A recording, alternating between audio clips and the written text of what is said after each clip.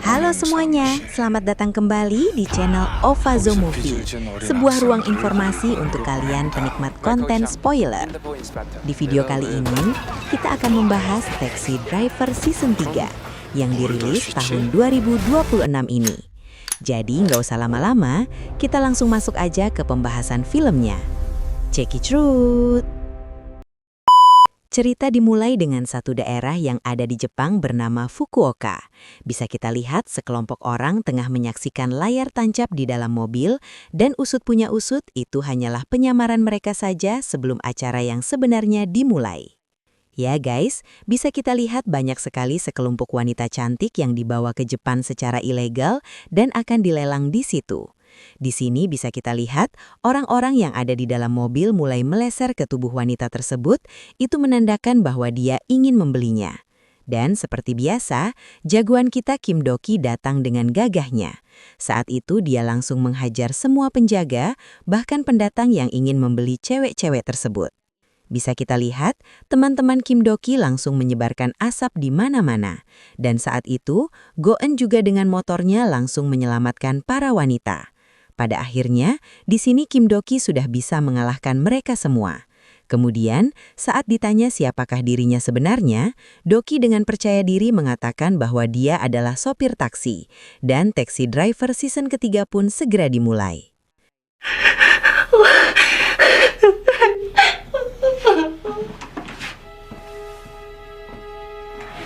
Kemudian di satu tempat, bisa kita lihat ada seorang gadis muda yang bernama Iso. Dia dikurung di dalam tempat itu dan pada akhirnya Iso berhasil kabur. Bisa kita lihat, Iso terus kabur ke dalam hutan, bahkan saat itu dia menemukan tepi jurang yang di bawahnya adalah lautan. Di sini Iso sudah sangat frustasi, ditambah penjaga sudah mulai mendekatinya, dan ya guys, pada akhirnya Iso pun memutuskan untuk lompat ke bawah. Tapi alhamdulillahnya, Iso berhasil selamat. Dia terdampar di satu pantai, dan saat itu dia mendapatkan satu layanan taksi yang akan membantunya. Tentu saja itu dari tim Kim Do-ki. Di sini akhirnya Iso segera menghubungi Pak Jang, dan saat Iso ingin memberitahu alamatnya di mana, tiba-tiba dia sudah dibawa oleh pengawal tadi.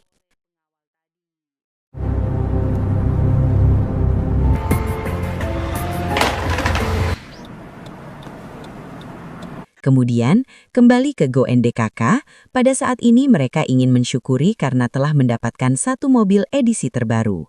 Dan bisa kita lihat, saat itu mereka langsung menerima panggilan darurat dari Pak Jang, dan pada akhirnya mereka pun berkumpul di basement. Saat itu Pak Jang menjelaskan bahwa dia sudah pulang dari Jepang, dan di situ dia mendapatkan kartu mahasiswi yang berupa kartu Iso.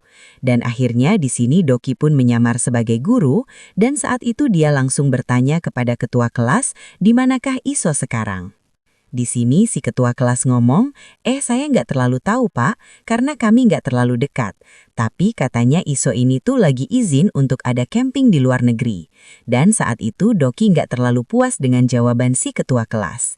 Di sisi lain, Pak Jang juga sempat menghampiri toko kedai nenek Iso. Si nenek juga mengatakan bahwa cucunya sedang melakukan perjalanan keluar. Tapi guys, ada beberapa yang nggak sama gitu. Pada akhirnya Pak Jang menyadari ada yang nggak beres, dan di sini Do-ki menyadari ada satu siswi yang terus mengikutinya. Dan pada akhirnya dia pun bertemu dengan Yeji. Yeji akhirnya mau menceritakan apa sebenarnya yang terjadi. Yeji mengungkapkan ini adalah salahnya. Jadi guys, pada hari itu Yeji dengan sengaja menyodorkan satu permainan kepada Iso. Iso yang sangat polos memainkan permainan yang ada kucing-kucingnya, dan saat itu Yeji tiba-tiba datang ke rumahnya Iso. Di sini, Yeji langsung menyodorkan duit 50.000 won dan mengatakan bahwa game yang Iso mainkan tadi di sekolah menghasilkan uang. Dari situlah Iso mulai ketagihan, dia terus bermain, awalnya emang menang guys, tapi sampai pada akhirnya Iso ini tuh terus kalah dan dia juga ngecentang persetujuan yang padahal dia belum baca aja nih apa persetujuannya. Setelah semua kalah dan Iso berhutang poin ke aplikasi tersebut, tiba-tiba datanglah dua preman yang mengatakan bahwa hutang Iso adalah hutang asli. Jadi guys, hutangnya itu sama kayak Isonya hutang duit gitu, dan jika Iso tidak membayarnya tepat waktu, maka hutang tersebut akan berkali-kali lipat. Mendengar ancaman itu tentunya Iso sangat shock dan dia juga nggak ngerti kenapa tiba-tiba dari game bisa menjadi hutang ke rentenir. Dan ya guys, ternyata Yeji dengan sengaja memperkenalkan game tersebut karena dia juga udah diancam sama dua preman ini.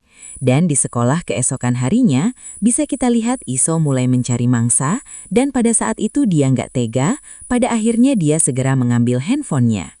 Kembali lagi ke markas, bisa kita lihat di sini Go-eun sudah mulai mencoba si permainan, dan ya guys, si permainan ini gila banget, masak bunganya sampai 5.000 kali lipat.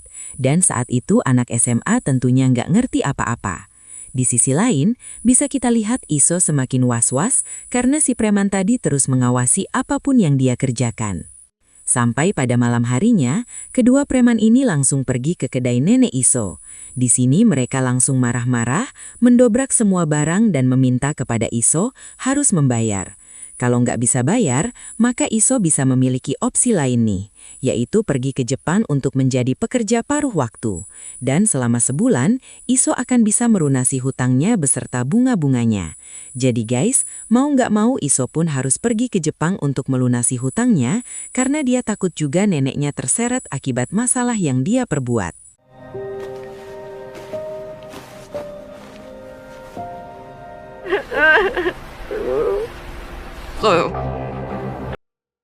Dan keesokan harinya di terminal feri, bisa kita lihat hanya Isolah yang datang, sedangkan Yeji dipergoki ayahnya.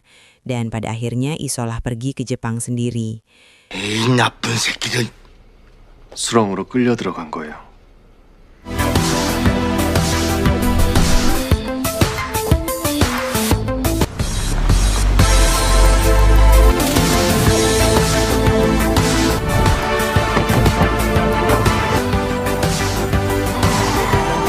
Dan ya guys, pada akhirnya Kim Do-ki DKK mengambil kasus ini. Bisa kita lihat mereka segera bergegas untuk mencari tahu sebenarnya apa yang terjadi di Jepang. Dan pada saat itu Go-eun juga menemukan satu CCTV, di mana kedua preman tadi setelah mengantar Iso ke Jepang, mereka langsung kembali ke Korea. Dan pada akhirnya Go-eun juga sempat mendekati Yeji, dia meminta link game tersebut agar bisa menyelamatkan Iso, dan Yeji pun mau memberikannya. Dan ya guys, bisa kita lihat Go-eun terus memainkan permainan itu, tapi bisa-bisanya dia menang terus. Dan ya, pada akhirnya dia pun kalah dan bertemu kedua preman ini. Di sini Go-eun mengatakan bahwa dia tinggal sendiri, nggak punya tabungan, nggak punya uang, jadi dia mohon maaf banget kalau nggak bisa ngebayarin utang-utangnya. Oleh karena itulah, seperti biasa, kedua preman ini memberi opsi kepada Go-eun, yaitu Go-eun harus pergi ke Jepang untuk melakukan pekerjaan selama sebulan, dan dia akan kembali ke Korea tanpa hutang, tanpa bunga. Dan pada akhirnya, kedua preman ini pun masuk ke jeratan Go-eun. Disinilah mereka sekarang, mereka sudah berada di terminal, dan Go-eun akan pergi ke Jepang. Dan bisa kita lihat guys, di sini Go-eun ditemani oleh Pak Jang, Do-ki DKK, tapi tentu si preman ini nggak tahu siapa mereka. Setibanya di Jepang, bisa kita lihat Go-eun langsung dibawa dengan satu mobil, Do-ki DKK langsung mengikuti mobil tersebut. Dan ya guys, bisa kita lihat di sini mereka agak canggung menggunakan setir Jepang, yang mana setirnya itu berbeda dengan Korea. Dan pada akhirnya mereka pun telah sampai di pusat kota Jepang yang ada di Tokyo. Saat itu mereka terus mengikuti Go-eun, dan akhirnya Go-eun pun masuk ke satu gedung, dan di gedung itu setelah dia memasuki ruangan, tiba-tiba,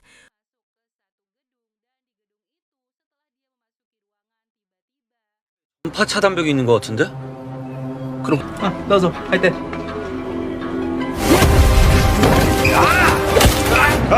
나르가 되네야. 김도희 기사님. untungnya Go-eun tidak apa-apa, dan bisa kita lihat banyak sekali foto-foto orang yang menghilang dari berbagai negara yang ada di Asia, dan di sini Do-ki semakin murka. Dan bisa kita lihat si bos digelantungkan di pinggir gedung, saat itu dia menginterogasi di manakah Iso berada, tapi si bos mengungkapkan dia tidak menahu setelah barang dikirimkan keluar. Dan pada akhirnya guys, bisa kita lihat bos dari segala sesuatu yang telah terjadi bernama Matsu.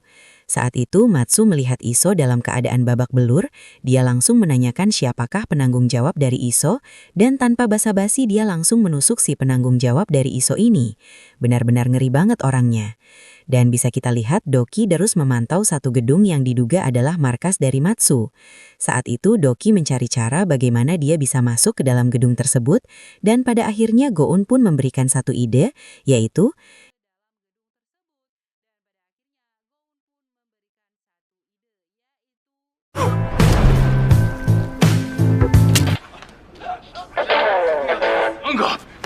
Yakuzaなんだ。いや、その言い訳。ya Doki marah karena sepatu kesayangannya diludah oleh anak buah Yakuza yang lainnya. Saat itu akhirnya Doki dipersilahkan masuk ke dalam gedung tersebut. Di sini mereka mau mengganti sepatu baru Doki jika dia bisa melawan salah satu atlet sumo. Dan bisa kita lihat si atlet begitu berisi. Di sini Doki awalnya kewalahan mengalahkan atlet karena badannya yang begitu besar. Bisa kita lihat pada akhirnya Doki pun bisa membalikan keadaan dengan cara menggeplak endasnya si atlet sampai berdarah. Setelah pertandingan selesai, pada akhirnya Doki pun menang. Di sini dia tanpa basa-basi langsung memberikan nomor telepon yang ditulis di badan si atlet sumo dan meminta agar bos mereka segera menghubungi Doki jika sepatu barunya sudah ada atau sudah tersedia.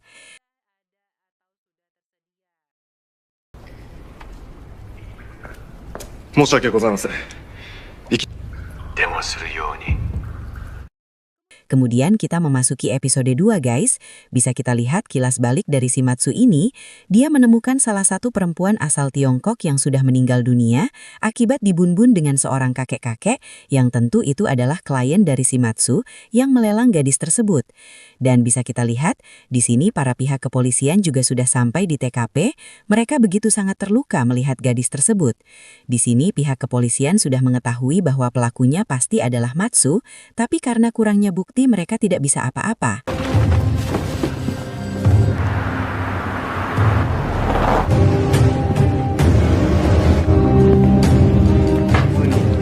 Kemudian kembali kepada Matsu yang tengah berendam di kolam air panasnya. Saat itu dia menerima kabar dari asistennya yang mengatakan bahwa mereka tengah mengalami masalah, di mana ada seorang pria yang merasa dirugikan akibat sepatu kesayangannya diludah oleh anak buah Matsu, dan pria tersebut meminta agar Matsu mengganti rugi. Kemudian kembali lagi kepada Doki DKK. Terlihat di sini Doki menyadari bahwa dia sedang diikuti oleh satu mobil. Dan usut punya usut guys, ternyata itu adalah pesumo yang sempat melawan Doki. Dan ternyata pesumo tersebut adalah mata-mata yang dikirim oleh pihak kepolisian untuk memata-matai geng Yakuza. Kemudian ada detektif juga, detektif Jepang yang bernama Suzuki. Dia pada akhirnya membawa Doki ke kantor kepolisian. Suzuki menanyakan apa sebenarnya yang ingin Doki lakukan dengan membawa taksi Jepang, sedangkan dia adalah orang Korea. Kemudian pada akhirnya Pak Jang memberitahu kepada salah satu perusahaan besar taksi dengan mengungkapkan tolong untuk memberitahu bahwa Doki adalah pegawai magang yang tengah berada di Jepang, dan pihak kepolisian pun mempercayai hal tersebut. Di sini akhirnya terlihat ada satu detektif lagi, kita sebut saja detektif Kim. Dia meminta agar Doki mau bekerja sama untuk menumbangkan Matsu, karena pada saat ini mereka belum memiliki bukti yang akurat untuk menangkap Matsu dan juga antek-anteknya. Doki bertanya, kenapa dia bisa-bisanya menyebutkan hal tersebut kepada dia. Dan di sini detektif Kim mengungkapkan bahwa Matsu segera akan merekrut Doki karena dia adalah seorang petarung dan Matsu sangat menyukai orang-orang yang bisa membela diri dan memiliki skill yang begitu luar biasa. Mendengar hal itu, Doki sangat tidak tertarik lalu dia pergi begitu saja meninggalkan kedua detektif tersebut.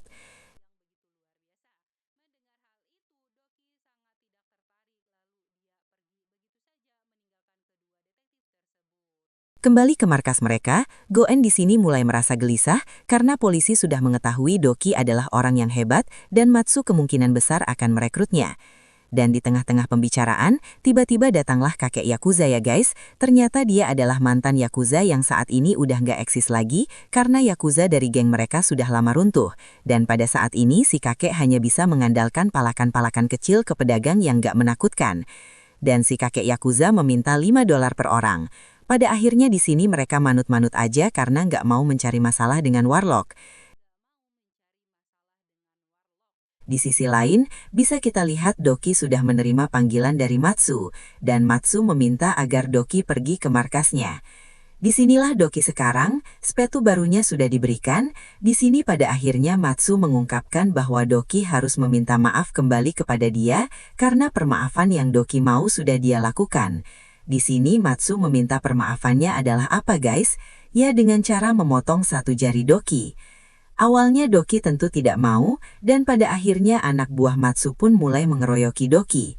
Dan tentu saja Doki bisa mengungguli mereka semua. Disinilah Matsu sekarang yang sudah mulai terpesona dengan kegigihan Doki. Dan di tengah-tengah itu, tiba-tiba si asisten mengungkapkan bahwa pihak kepolisian sudah menyerbu markas mereka. Dan disinilah Doki sekarang yang sudah pergi dengan Matsu. Di tengah perjalanan mereka juga sempat cekcok-cekcok bercandaan gemes gitu guys, tapi pada akhirnya Matsu menyeriusi bercandaan Doki. Mereka pun turun di salah satu rel kereta api dan langsung bergelut.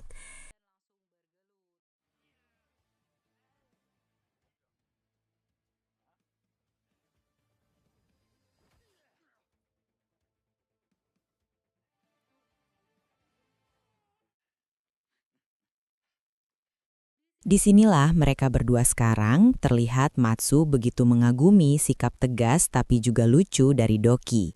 Pada akhirnya mereka pun mulai dekat satu sama lain. Dan kembali lagi ke markas mereka, yang saat ini Doki menyadari bahwa Matsu ini bukanlah orang yang mudah mempercayai anak buahnya. Oleh karena itulah, Go-eun tidak bisa menemukan kelemahan Matsu dimanapun.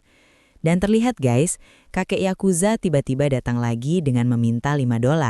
Saat itu kakek Yakuza terus menyombongkan dirinya bahwa dia adalah anak buah Yakuza yang begitu hebat di masa lalu.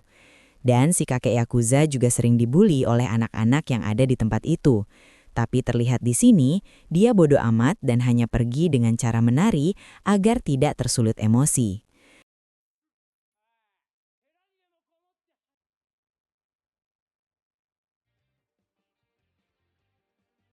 Kembali lagi kepada Doki yang saat ini bertemu lagi dengan Detektif Kim. Akhirnya Doki mau saja menjalankan misi dengan Detektif Kim. Dan pada saat itu, Matsu juga berkumpul dengan anak-anak buahnya. Matsu mengungkapkan bahwa salah satu dari mereka ketahuan menilep atau menggelapkan uang. Dan ya guys, Matsu dengan sangat-sangat bengis langsung menusuk orang yang dia maksud. Di sisi lain, Doki juga membuat keributan di luar dengan Detektif Suzuki, dan itu disaksikan oleh Matsu dari atas. Setelah itu, Matsu langsung mengajak Doki agar mereka makan siang bersama. Di sisi lain, Detektif Kim dan Suzuki melihat atau memantau keadaan. Disinilah Matsu Doki sekarang tengah makan pangsit di satu kedai. Pada akhirnya mereka berdua pun mulai dekat. Setelah itu, Matsu meminta Doki agar mau bekerja dengan dirinya. Di sini tentu Doki menolak, tapi Matsu terus menyogokkan Doki dengan memberi wanita-wanita ilegal yang telah dia masukkan ke Jepang. Tentu saja Doki menolak, tapi di sini Doki mengungkapkan jika kerja sampingan dia mau, tapi tidak akan tunduk kepada Matsu, karena dia masih tetap setia kepada bosnya yang terdahulu. Mendengar hal itu, Matsu semakin tergila-gila dengan Doki, karena dia menganggap Doki ini adalah orang yang sangat setia. Disinilah Doki sekarang, mereka pergi ke salah satu gurun. Dan ya guys, ini adalah scene di awal film, bisa kita lihat mereka terus melelang cewek-cewek yang dimasukkan ke Jepang secara ilegal. Dan saat itu Doki sudah tidak tahan untuk memberantas kejahatan tersebut. Dia pun keluar menggunakan topeng.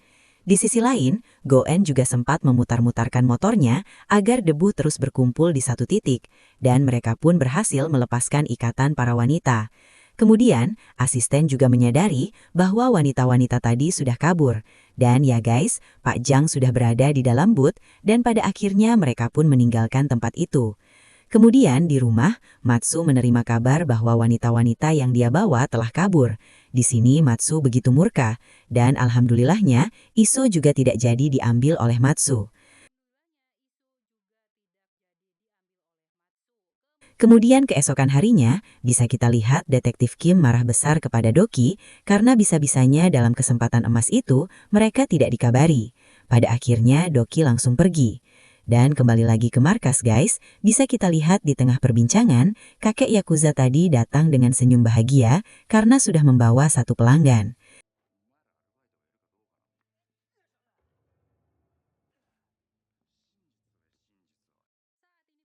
Saat ini bisa kita lihat Matsu tengah menginterogasi orang-orang yang berkhianat dengan dia.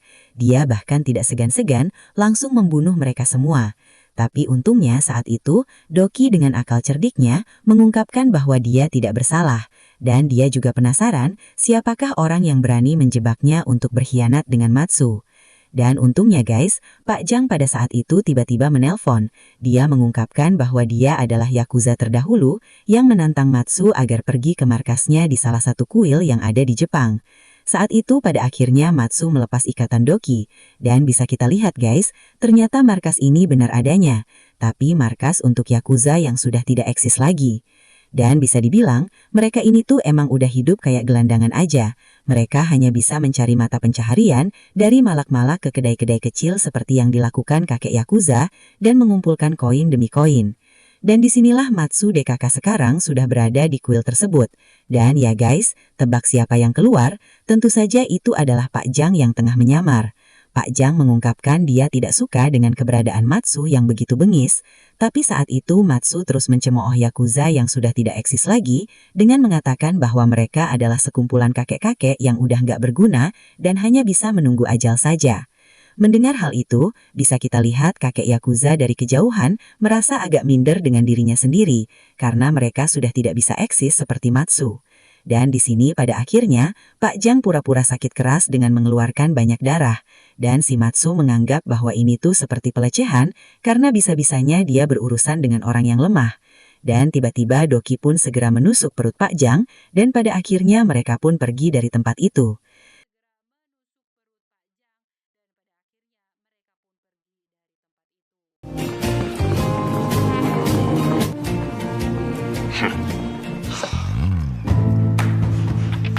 Keesokan harinya, Doki diundang oleh Matsu ke kediamannya. Bisa kita lihat Doki melihat sekeliling dan ditambah beberapa wanita yang dimasukkan secara ilegal tengah melayani pria hidung belang. Saat itu Doki langsung duduk di samping Matsu. Matsu mengungkapkan bahwa selama ini dia tidak pernah mempercayai anak buahnya, karena sebelumnya dia sudah pernah dikhianati. Oleh karena itulah, jika ada satu masalah, maka Matsu yang akan pertama kali mengkhianati orang-orang yang ada di sekitarnya karena dia takut kejadian di masa lalu terulang kembali. Di tengah-tengah itu, Matsu meminta agar Doki menjadi saudaranya dengan cara menepati janji suci di altar. Dan pada saat itu, Doki pun mau-mau saja. Dan guys, di sisi lain, para detektif mulai merasa curiga terhadap Doki. Mereka takut Doki bisa saja bekerja sama kepada Matsu dan mengkhianati mereka.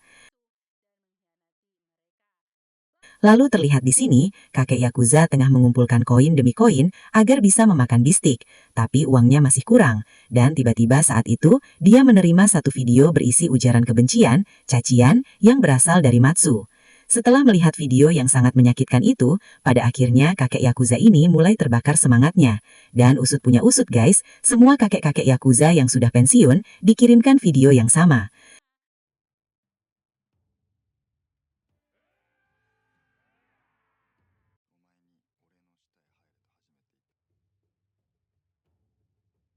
Setelah acara selesai, bisa kita lihat para kakek-kakek Yakuza sudah berada di tempat Matsu. Mereka langsung memberontak, dan pada saat itu mereka pun akhirnya baku hantam satu sama lain. Di sini bisa kita lihat Doki terus melindungi Matsu, dan gak lama dari situ, tiba-tiba detektif Suzuki DKK sudah berada di TKP. 着点きです今行ったら弁当もらえるかね 고야붕 모시고 運転手だから Setelah itu, mereka kembali lagi ke markas. Di sini Matsu begitu emosi. Dan tiba-tiba Doki menunjukkan kalung yang selalu dibawa Matsu di lehernya, dan itu ternyata adalah kunci berangkasnya. Di sini akhirnya Matsu menyadari bahwa Doki tidaklah tulus terhadapnya, melainkan seorang pengkhianat yang selama ini dia cari. Doki juga menjelaskan bahwa Iso sekarang harus sekolah, karena libur sekolah telah usai. Dan melihat itu semua, Matsu begitu murka. Dia sempat melawan terhadap Doki, tapi di sini Doki menyadari bahwa Matsu ini tuh gak pandai dalam bela diri. Saat itu Matsu begitu sakit hati dan menanyakan kenapa kau melakukan ini. Di sini Matsu juga sempat mengatakan kepada Doki bahwa dia akan memberi dunia dengan seisinya jika Doki ini tuh tulus terhadapnya. Dan ternyata Doki lah pengkhianat yang ada di dekatnya. Di sisi lain guys, bisa kita lihat Goen sudah bertemu dengan Iso yang sekarang sudah tertidur lemas. Tapi untungnya saat itu Iso masih sadar.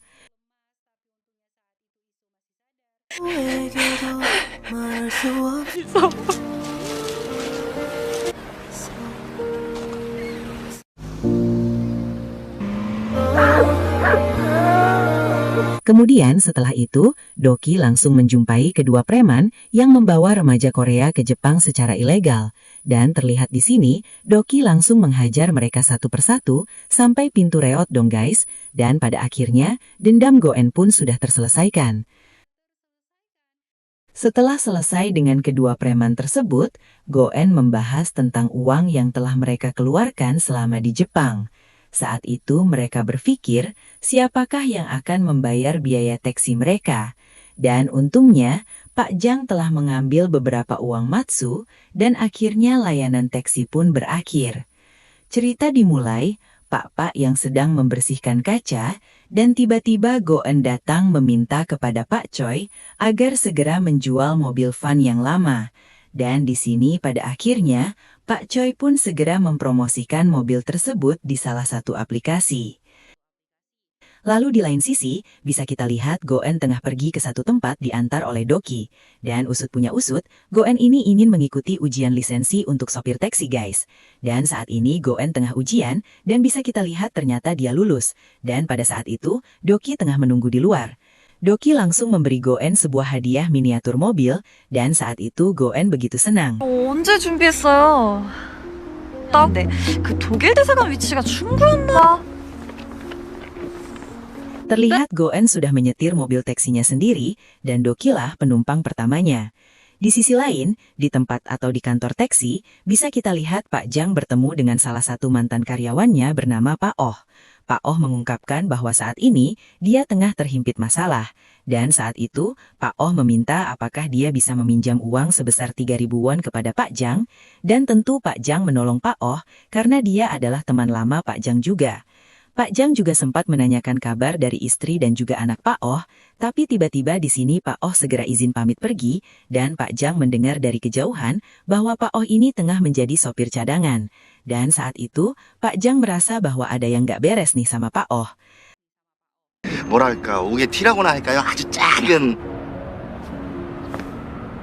보정 상태는 뭐 비교적 깨끗하고. Lalu di sini Pak Choi dan Pak tengah menjual mobil. Dan pada saat itu, si pembeli ini tuh tengah mengecek situasi mobil tersebut. Dan tiba-tiba dia meminta test drive, dan saat itu Pak dan Pak Choi mengizinkan. Tapi guys, setelah ditunggu-tunggu sampai malam hari, kok si pembeli tadi nggak datang-datang. Dan pada akhirnya mereka pun terus menunggu sampai kehujanan. 이게 혹시 서울 한 바퀴를 얘기하신 건가요? 그래. 주라. 우리가 거기서 진짜 밤새 Setelah melihat situasi ini, Goen percaya bahwa mereka berdua ini telah ditipu. Dan saat itu, Pak Jang datang. Pak Jang menerima telepon dari Pak Oh, dan Pak Oh mengungkapkan bahwa dia tidak perlu lagi meminjam uang Pak Jang. Dan di sini, Pak Jang memiliki feeling lain lagi guys. Oleh karena itulah, Pak Jang meminta agar Goen mengirim alamat lengkap Pak Oh kepada dirinya. Singkat cerita bisa kita lihat di sini, Pak Jang sudah sampai di rumah. Terlihat ada putri Pak Oh dan juga istrinya yang sedang sakit di dalam kamar. Si anak mengungkapkan bahwa ayahnya berperilaku aneh beberapa hari terakhir. Dan di sini juga terdapat ada surat cerai yang ditunjukkan kepada Pak Jang. Dan gak tahu nih kenapa ayahnya tidak tiba menceraikan ibunya. Dan saat ini Pak Jang tanya di manakah ayah mereka sekarang. Dan pada saat itu si anak mengungkapkan ayahnya berada di rumah sakit karena pergelangan tangannya patah. Setelah itu Pak Jang pun pergi ke rumah sakit yang dituju. Tapi terkejutnya Pak Jang, Pak Oh udah gak ada di situ. Dan di sini Pak Jang pun memiliki firasat kuat yang sangat buruk. Dan pada akhirnya Pak Jang segera naik ke atap. Dan benar saja guys, terlihat Pak Oh sudah berdiri di tepi bangunan. Dan saat itu Pak Jang terus merayu agar Pak Oh tidak melakukan tindakan bodoh. Tapi Pak Oh mengungkapkan bahwa semuanya sudah telat. Dia ditipu habis-habisan dan hidupnya hancur dalam seketika. Pak Jang terus merayu agar Pak Oh tidak melakukan hal yang gila. Karena bagaimanapun itu adalah cara yang salah. Dan sakit yang diderita Pak Oh tidak sebanding dengan sakit yang diderita istri dan anaknya setelah Pak Oh meninggal dunia. Dan pada akhirnya yang terjadi selanjutnya adalah 제발 있는 일이 정말 많이 있어요. 에?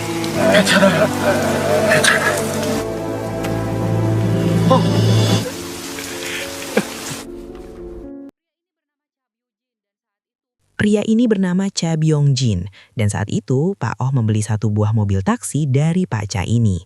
Terlihat di sini Pak Cha ini bisa dilihat orangnya dingin dan gak murah senyum. Dan saat itu Pak Cha ini tuh buru-buru karena jadwalnya yang begitu padat.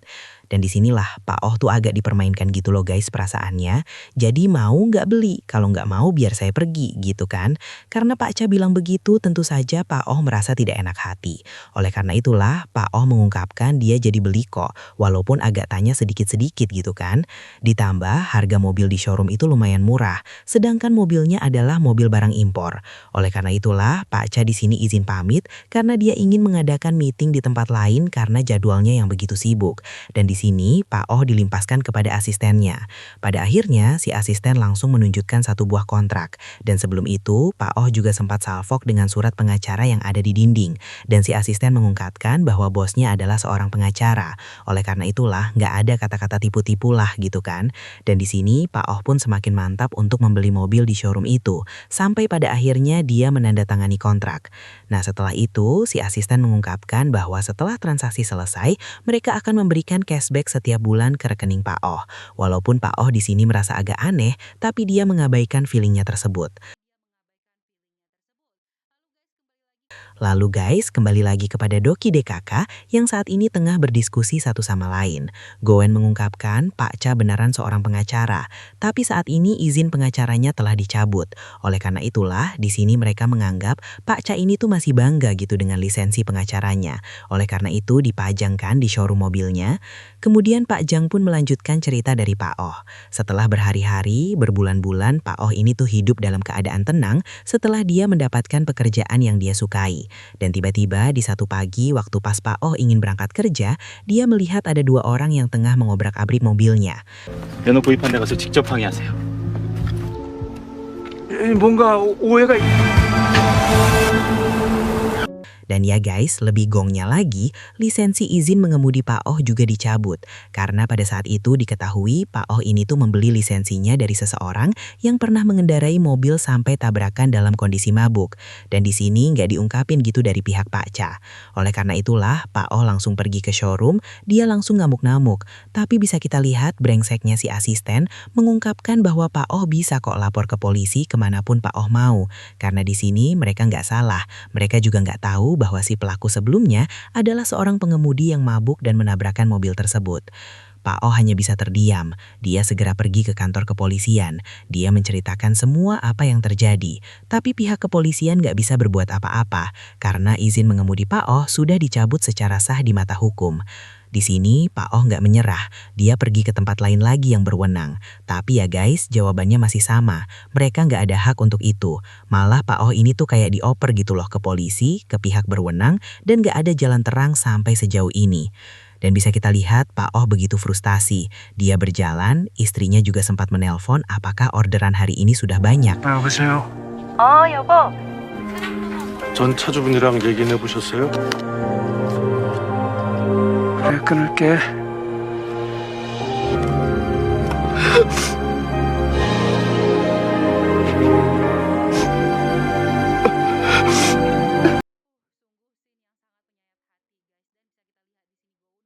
Sungguh scene yang sangat menyayat hati guys. Dan bisa kita lihat di sini Goan begitu murka dengan cerita yang baru saja dia dengar. Karena ini benar-benar sangat tidak adil. Dan Pak Jang mengungkapkan gak sampai di situ aja ceritanya. Dan kembali lagi guys, pada saat itu Pak Oh saat ini bekerja sebagai sopir pengganti gitu loh. Dan di sini dia tiba-tiba lagi ditelepon sama si pihak showroom. Di sini pihak showroom mengungkapkan kapan Pak Oh membayar 40.000 won untuk perbaikan mobil impor yang sudah dia sewa. Dan ya guys, di sini Pak Oh benar-benar ditipu habis-habisan. Dia nggak ngerti kok mobil impor, sedangkan sebelumnya dia cuma beli taksi biasa gitu kan. Dan saat ini Pak Oh pun pergi ke kantor atau ke showroom tersebut. Pak Oh langsung ngamuk pada saat itu karena dia nggak pernah merasa menyewa mobil impor. Dan di sini brengseknya guys, ternyata uang $800 yang terus mereka kirim setiap bulan adalah untuk memakai namanya meminjar atau menyewa si mobil impor dari showroom ini. Dan mobilnya tentu akan disewa lagi ke orang lain. Dan jika orang lain memakai mobil itu secara ugal-ugalan, maka Pak Oh lah yang harus membayar itu. Dan di sini mereka meminta uang sebesar $40.000. Di sini benar-benar Pak Oh terbuai tercengang karena dia nggak nyangka mereka bakal sejahat itu. Saat itu Pak Noh juga langsung mengatakan, apakah kamu adalah seorang pengacara palsu?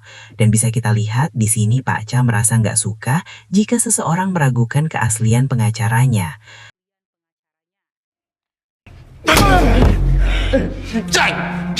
너무해. 나요? 경찰서 Dan setelah itu Pak Cha langsung menyalahkan Pak Oh bahwa Pak Oh ini tuh nggak seksama membaca seluruh isi kontrak. Dan di sini mereka hanya menertawakan Pak Oh yang sangat kesakitan. Dan inilah guys semua cerita dari Pak Oh. Oleh karena itulah dia ingin melakukan jalan singkat yaitu bundir. Tapi untungnya saat itu Pak Jang langsung menyelamatkan Pak Oh. Dan Pak Oh sekarang ingin memilih apakah dia akan melanjutkan balas dendam atau mengakhiri. Dan setelah melihat ke belakang bagaimana kisahnya yang begitu kelam dan juga menyedihkan, pada akhirnya Pak Oh pun ingin membalaskan dendam. Dan Doki DKK pun bersiap-siap untuk membalaskan dendam Pak Oh.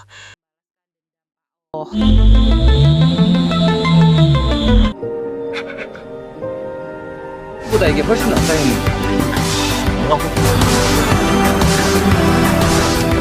Go-En juga menemukan fakta bahwa gedung dealernya diagungkan untuk jaminan pinjaman properti gitu guys. Dan juga mobilnya juga terikat pembiayaan stok oleh pemodal. Jadi kalaupun mereka itu sewaktu-waktu bangkrut gitu kan, maka si Pak Cha ini tuh nggak rugi sama sekali. Karena semuanya itu kayak di awang-awang gitu. Kemudian Go-En juga sempat mencari mobil yang disewa atas nama Pak Oh. Dan ternyata ada 4 mobil dan semuanya adalah mobil impor. Dan singkat cerita guys, mereka sudah berada di depan Noble Showroom. Dan waktu pas mereka tengah mengintai, si Pak menyadari bahwa orang yang di depan ini adalah si penipu. Saat itu Pak langsung masuk ke dalam showroom. Di sini dia meminta sisa uang $10.000. Tapi dengan brengseknya si penipu mengungkapkan bahwa semuanya sudah sesuai tanda tangan kontrak. Yang mana jika ada coretan sedikit pun di dalam mobil, maka mereka wajib memotong $10.000 untuk biaya perbaikan. Dan mendengar hal itu Pak cuman bisa terbengong ternganga. Karena sebelumnya dia nggak melihat kontrak seperti itu guys. 큰일 날 것처럼 가더니 정말 괜찮으시세요? 저 어디 차예요? 저도 차가예요. Lalu kita kembali lagi kepada Go-En yang saat ini sudah mendapatkan mobil apa saja yang disewa atas nama Pak Oh. Dan ternyata itu adalah mobil impor yang sangat mahal, biaya sewanya itu bisa $12.000. Dan saat ini mereka tengah memata-matai mobil tersebut. Dan ternyata itu adalah mobil apa ini guys? Kayak Rolls Royce gitu ya. Di sini Doki langsung membuntuti mobil tersebut. Dan bisa kita lihat yang mengendarai mobil ini tuh benar-benar ugalan banget guys. Karena mereka ini tuh gak merasa apa-apa jika terluka ataupun mobilnya tergores. Karena tentu bukan mereka yang menanggung semua biaya perbaikan. Bahkan si pengendara juga sempat menabrak pejalan kaki. Dan di sini Doki benar-benar udah sangat emosi. Dia langsung memblokade mobil tersebut. Dan bisa kita lihat si pengemudi OKB ini tuh marah-marah. Dan yang terjadi tentu sesuai ekspektasi kalian guys. 아이고 500원 떨어졌는데 네 거야? 아 먹어! 잠시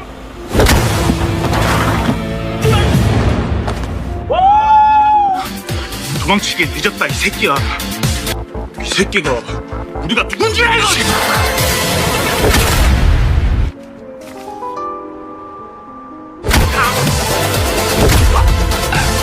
Setelah itu mereka langsung membawa kabur mobil mewah ini. Dan Go-En juga mengungkapkan bahwa sewa dari mobil Pak Oh ini tuh nggak bisa dibatalkan. Kecuali ada 2. Pertama, mobilnya dialihkan sama penyewa baru.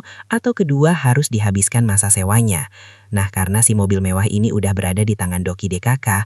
Oleh karena itulah si Doki ini juga ingin beli mobil ke showroom tersebut. Dan entahlah apalah idenya selanjutnya guys. Kemudian kita kembali lagi kepada showroom, bisa kita lihat ada seorang pria yang tengah mencari mobil. Saat itu langsung si asisten ini menghampiri. Pria ini mengungkapkan bahwa dia sudah menikah dan akan memiliki anak. Oleh karena itulah dia ingin mencari mobil yang kuat, tapi juga nyaman untuk keluarganya. Kemudian dengan pintarnya si asisten langsung menunjukkan satu buah mobil yang sangat pas. Dan pada saat itu asisten langsung juga memberi kode ke karyawan lain.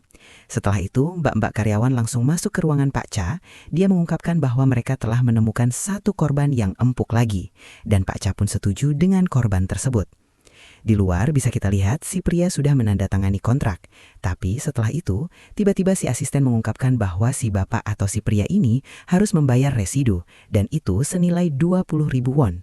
Mendengar hal itu tentu saja pria ini nggak terima dong. Karena dia merasa nggak menandatangani kontrak yang berisi residu.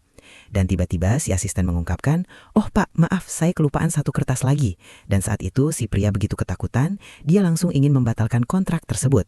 Tapi si asisten langsung menunjukkan sisi aslinya. Dia langsung marah-marah dan mengungkapkan, "Jika batal kamu harus membayar 20.000 lagi." Dan saat itu si pria hanya bisa istighfar.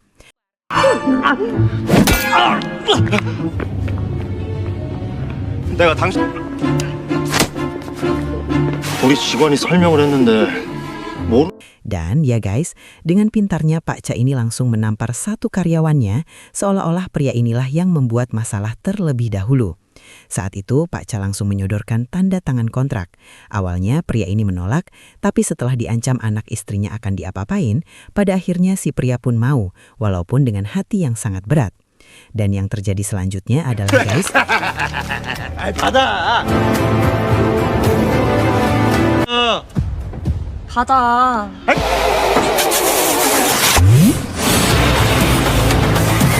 물려가지고 나도 모르게 둘이 받아먹.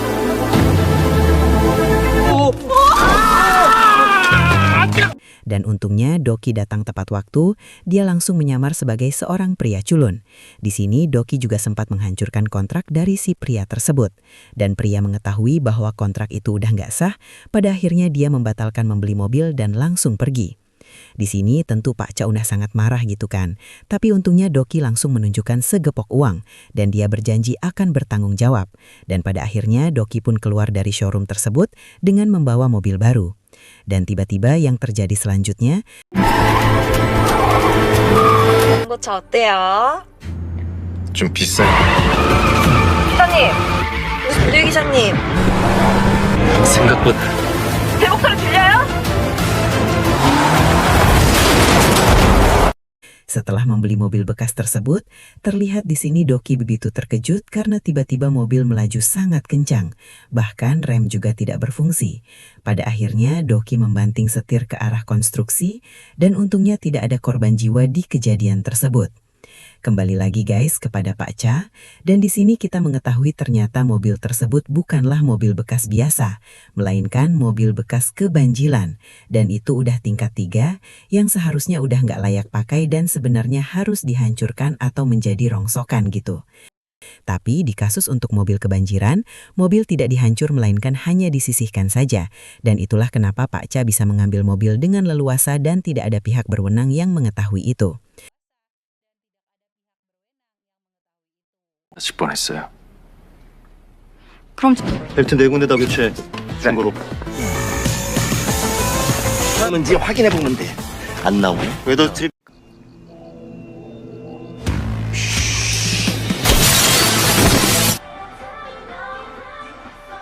잘 시켜서 좋은 데 시집 보내보자. Kemudian bisa kita lihat, mereka segera memperbaiki mobil-mobil bekas banjir tersebut, mulai mengganti safety belt, kemudian mengganti beberapa karet yang sudah terkena lumpur. Kemudian saat itu, Pak Cha diberitahu sama asistennya bahwa mobil yang mereka baru beli tadi sudah dicabut izinnya. Dan saat itu Pak Cha pun tidak pusing karena mereka bisa membuat mobil itu menjadi mobil hantu dan akan dijual kepada mafia-mafia atau preman-preman yang ada di jalanan. 오케이. 무조건 기억고. 술은? 끼가 이씨. Malam harinya Pak Cha tengah berkumpul dengan anak buahnya, tapi bukan itu aja guys. Mereka juga tengah membahas hukum, di mana anak-anak buah Pak Cha ini, jika terlibat dengan hukum maka mereka langsung memberitahu kepada Pak Cha agar masalahnya cepat selesai.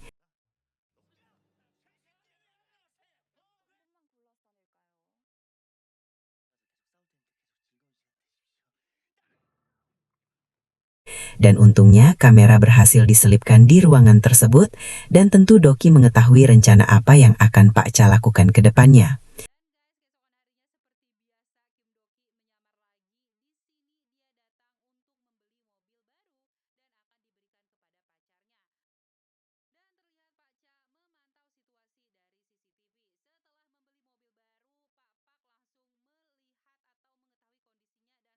Dan guys, keesokan harinya seperti biasa, Kim Doki menyamar lagi. Di sini dia datang untuk membeli mobil baru lagi, tapi di showroom lain. Dan saat itu anak buah Pak Cha memata-matai tingkah laku Kim Doki. Dan begitu terkejutnya mereka, ternyata Doki ini tuh bukan beli 1 atau 2 mobil, tapi hampir 5 mobilan gitu guys. Dan pada akhirnya di sini pun mereka udah mulai agak curiga. Tapi Pak Cha mengungkapkan gak ada salahnya jika orang beli mobil, karena toh mereka juga yang akan untung. Dan singkat cerita guys, pada akhirnya Doki kembali lagi ke Noble Showroom. Di situ dia menangis dan mengungkapkan saat ini dia tengah putus cinta. Oleh karena itulah dia ingin membeli mobil yang begitu bagus. Dan saat itu mereka pun langsung menunjukkan satu mobil yang sangat cantik. Di sini akhirnya kontrak pun langsung ditandatangani. Tapi setelah itu, tiba-tiba si asisten mengungkapkan bahwa Doki harus membayar uang sisa. Yang tentunya saat itu Doki agak bingung. Tapi tentu saja itu adalah kepura-puraan dan Doki pun gak masalah bayar berapapun itu. Dan pada akhirnya bisa kita lihat Pak Cha DKK yang saat ini terbengong-bengong karena si Doki ini tuh nggak mementingkan uang guys.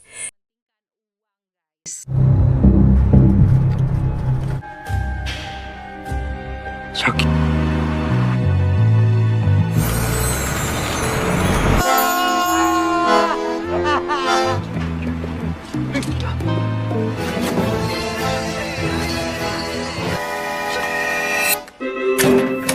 Dan ya, apa tidak semakin menggiurkan setelah Doki menukar beberapa kunci mobil dan pada akhirnya Doki mendapatkan segepok uang. Pada akhirnya guys, mereka pun langsung melihat situasi sekeliling. Di sini Pak Cha benar-benar sudah sangat-sangat penasaran apakah yang dilakukan Doki. Saat itu Pak Cha juga sempat menekan beberapa tombol, tapi tentu itu tidak bisa. Dan di sini Pak Cha pun emosi sampai menghancurkan mesin tersebut. Di sini mereka nggak mau lagi baik-baik sama Doki dan keesokannya mereka langsung bertanya kepada Doki yang pada saat itu ingin membeli mobil baru lagi. Di sini Doki sudah disekap guys. Pada saat itu mereka bertanya sebenarnya apa sih yang kamu lakukan sampai membeli banyak mobil.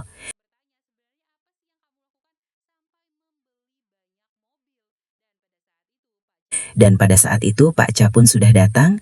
Di sini Doki mengungkapkan bahwa dia menemukan satu orang bodoh yang mau membeli mobil dengan dirinya, di mana Doki akan mendapatkan 10% keuntungan dari dia membeli mobil. Dan oleh karena itulah dia nggak masalah beli mobil semahal apapun, toh dia akan untung mendapatkan 10% tadi. Mendengar tawaran yang begitu menggiurkan, pada akhirnya Pak Cha pun memutuskan untuk mengambil alih sisa mobil yang akan Doki berikan kepada orang tadi. Dan saat itu Doki menyebutkan bahwa saat ini dia menandatangani kontrak sebanyak 100 mobil. Dan saat ini dia baru mengumpulkan 30 mobil. Dan Pak Cha begitu sangat sumringah setelah mendengar kabar tersebut. 총 몇 대라고 했죠? 36대요. 그럼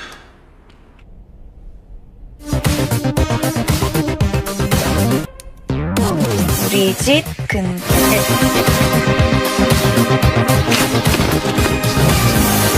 잠겼습니다. 우리 이제 Doki sudah berhasil melepaskan dirinya dan saat itu Doki meminta agar Pak Jang melakukan aksinya. Dan singkat cerita pada malam hari, Pak Cha DKK sudah sampai di perusahaan taksi Pak Jang. Dan saat itu Pak Jang tentu berpura-pura bahwa mobil tersebut sudah kebanjiran. Saat itu Pak Cha DKK langsung memeriksa mobil satu persatu dan benar saja mobil ini adalah bekas banjir. Dan tidak lama dari situ Pak Jang keluar dari kantornya dalam kondisi sempoyongan. Dan pada akhirnya Pak Cha pun memasuki kantor Pak Jang. Di sini Pak Jang mengungkapkan bahwa bisnisnya sudah bangkrut akibat semua mobilnya sudah terendam banjir. Mendengar hal itu tentu saja Pak Jang mau, karena itu sangat menguntungkan. Singkat cerita, akhirnya mereka sudah menandatangani kontrak. Bisa kita lihat Pak Cha DKK sudah mengambil mobil derek untuk mengambil semua mobil yang ada di situ.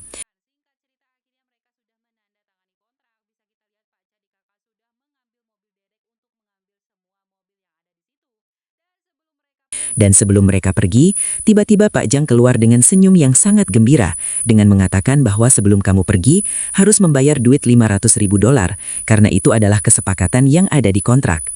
Mendengar hal itu tentu saja Pak Cha sangat terkejut karena dia merasa nggak menandatangani kontrak tersebut dan Pak Jang mengungkapkan bahwa itu adalah kontrak dari pihaknya. Dan ya seperti biasa, Pak Cha langsung memanggil asistennya yaitu Choi. Dan di sini Pak Jang hanya tersenyum, kemudian dia memanggil Pak Kim dan itu adalah Doki. Melihat Doki ada di sini, mereka sangat terkejut dan mereka pun menyadari bahwa telah ditipu. 좀 더 비싸. 아, 말이 너무 심하네. 내가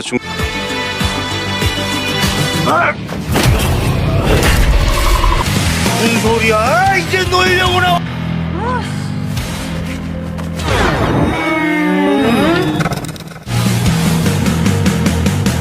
네, 알겠습니다. 네.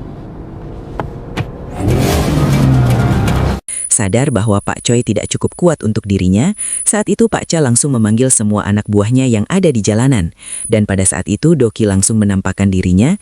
Di sini semua mobil sport langsung mengejar taksi Doki. Dan pada akhirnya mereka pun sudah sampai di salah satu basement. Dan bisa kita lihat guys, mobil-mobil tadi juga sudah ada di situ. Disinilah pertarungan sebenarnya pun dimulai. Saat itu Doki mengungkapkan bahwa terima kasih karena telah membawa mobil-mobil mewah ini ke sini, karena sebenarnya mobil mainan yang kalian bawa akan ditukar dengan mobil asli yang baru dan juga mobil mewah. Mendengar hal itu tentu saja Pak Cha begitu murka. 들어올 땐 마음대로였겠지만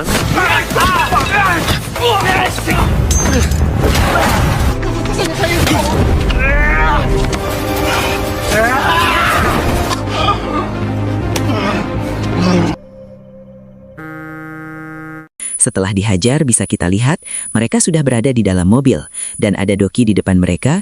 Doki mengungkapkan jika Pak Cha ingin mengakui semua kesalahannya, dia akan memaafkan Pak Cha. Tapi tentu saja Pak Cha tidak mau. Dia langsung menancap gas dan mereka baru sadar ternyata mobil yang mereka kendarai adalah mobil dari Noble Showroom.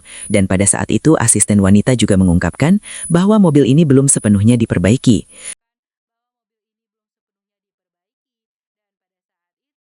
Dan pada saat itu mereka pun terus melaju dan tidak bisa mengerem mobil tersebut.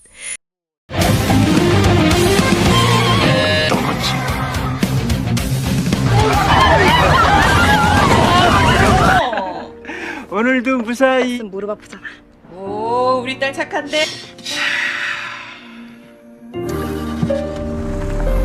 Alhamdulillahnya kasus dari Pak Oh pun telah selesai ditangani dan pada malam harinya mereka pun makan tim bersama. Dan pada saat ini bisa kita lihat kekeluargaan mereka semakin erat satu sama lain. Suara tawa dan obrolan santai. 오는데? 파이팅해. 아, 기군 빨리 와서 앉아.